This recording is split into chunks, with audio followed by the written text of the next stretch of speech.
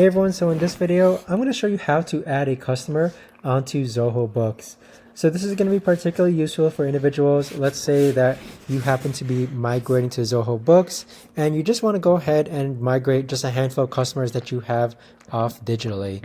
Either way, this video is going to be short, sweet, and to the point, guys. There's not going to be a lot of steps involved, so be sure to stick around all the way until the end. Now, what we're first going to do is go onto our Zoho Books account, and then on the left-hand side, you want to click on Sales, and then click on Customers. Now, it's pretty self-explanatory from here, guys. You're just going to click on Create a New Customer. So here, you're going to input the customer type, their primary contact, company name, display name, email address. Keep in mind, the ones that have an asterisk next to them, that's the information that is required before you could actually save this customer. So you can add a lot of other details as well, such as their address, contact persons, custom fields, and reporting tags.